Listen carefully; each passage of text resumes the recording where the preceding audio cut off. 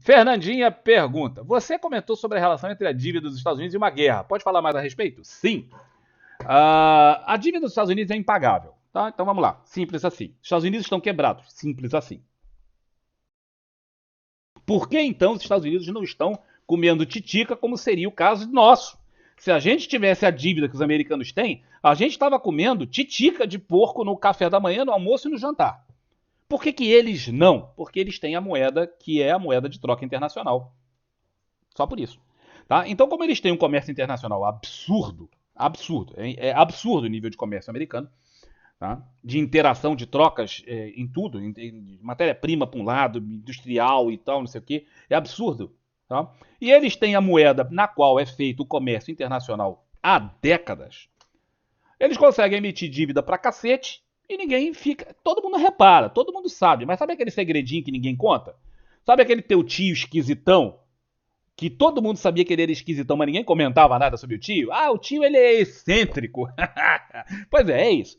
Então todo mundo sabe, mas ninguém fala. E os Estados Unidos têm essa dívida absurda, por exemplo, a China, que é a maior, para vocês terem uma ideia, a China é individualmente o maior credor dos Estados Unidos. E eles têm essa guerrinha comercial, mas é tudo show, tá, galera? Ela é, o maior credor comercial, o maior credor financeiro dos Estados Unidos. Se os Estados Unidos fizerem um default, fala assim, não vão pagar, a China quebra. Por quê? Porque, cara, boa parte da grana que a China tem está em títulos americanos. Títulos americanos são dinheiro, galera. Quando você entra no Tesouro Direto e fala assim, vou comprar lá um título de um Tesouro Direto para, sei lá, 2031 com a taxa de 11%. Estava batendo aí outro dia. Você, você está comprando dinheiro. Literalmente você está comprando dinheiro. Quando você negocia esse tipo de título, você está negociando em dinheiro. E a China está investida em dinheiro americano.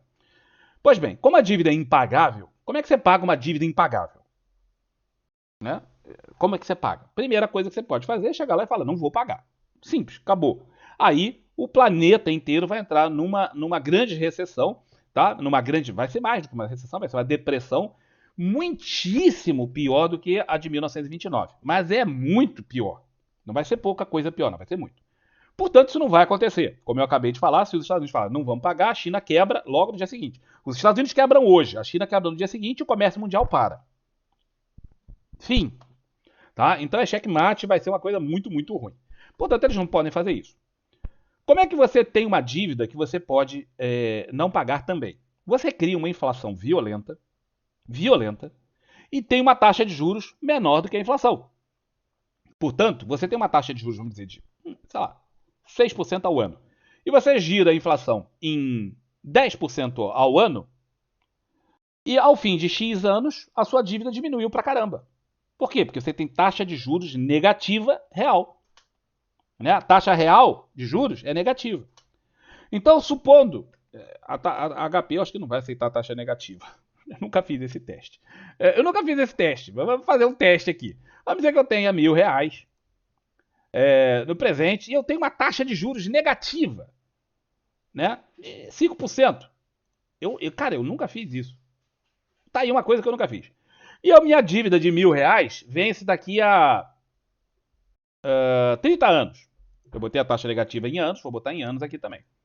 Quanto que vai ser o valor futuro que eu tenho que pagar? Não aceitou a dívida. Não aceitou, não aceitou. Ah, não, aceitou. Aceitou não. Quanto é que era o valor aqui? Era 1.000, né? Não, tinha que dar aqui um número negativo. Não deu, tá vendo? Não aceita. Não consegue trabalhar com um número negativo de taxa de juros. Mas você tem a noção de que a sua dívida vai ser corroída em 5% ao ano. Tá? Como isso aí os juros são compostos também, nos juros negativos também é composto. Você num ano tem 1.000 de dívida, no outro ano você tem 5%, 950. 5%, 950. No outro ano você tem 950. Cadê? 950 vezes ponto 95. No outro ano você tem 902. No outro ano você tem 857. Faz isso durante 30 anos, você vai descobrir que essa dívida aqui vai chegar lá no final uma merreca. Portanto, é óbvio que eles não vão meter 30 anos de guerra, né? Mas a dívida também, os juros também não são só 5% negativo durante uma guerra.